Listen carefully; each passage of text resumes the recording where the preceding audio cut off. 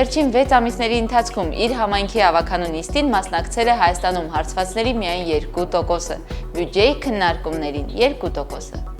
Հարցվածների միայն 2%-ն է մասնակցել որևէ բողոքի ցույցի եւ կամ երթի։ Հայաստանում հարցվածների միայն 2%-ն է մասնակցել որևէ հասարակական կազմակերպության կողմից կազմակերպված քննարկմանը կամ հանդիպմանը։ Տվյալները հետազոտական ռեսուրսների Կովկասյան կենտրոնի հանրային մասնակցություն տեղական ինքնակառավարմանը 2016 թվականի զեկույցից են։ Հայաստանում հարցվածների կեսը համայնքի ավականու անդամներից ոչ մեկին չի ճանաչում։ Հարցվածների միայն 13%-ն է հայտնել, որ ծանոթ է իր տեղական ինքնակառավարման մարմինների կողմից ընդունված որոշումներին։ Միաժամանակ ընդամենը 8%-ն է տեղյակ, թե թիմերի կողմից ինչպես են սահմանվում տեղական տուրքերի դրույքաչափերը։ Հայաստանցիները մեծամասամբ իրազեկ չեն եղել նաև իրենց համայնքի ֆինանսական խնդիրների մասին։ Այսպես, հարցվածների 91%-ը չի իմացել 2015 թվականի իր համայնքի բյուջեի չափը։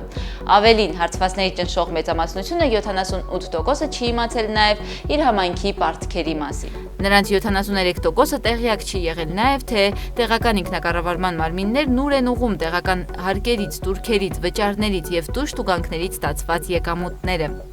Հարցվածների ճնշող մեծամասնությունը տեղյակ չի եղել նաև տեղական ինքնակառավարմանը վերաբերող հայաստանյան օրենսդրությանը։ Օրինակ, նրանց միայն 14%-ն է իմացել, որ Հայաստանի օրենսդրությամբ ավականին վաղաժամկետ դադարեցնում է իր անդամների լիազորությունները։ Հարցվածների 90%-ը տեղյակ չի եղել Հայաստանում կառավարման ապակենտրոնացման գործընթացի մասին։ Հարցվածների մեծամասնությունը 60%-ը չի իմացել նաև համայնքների խոշորացման գործընթացի մասին։ Վերջին 6 ամիսների ընթացքում Հայաստանում հարցվածների միայն 17%-ն է որևէ խնդիր լուծելու նպատակով դիմել իր տեղական ինքնակառավարման մարմիններին։ Սակայն հարցվածների 60%-ը համոզված է եղել, որ այդ մարմիններում որևէ խնդիր կարելի է լուծել կաշառքի, իսկ 80%-ը կապերի միջոցով։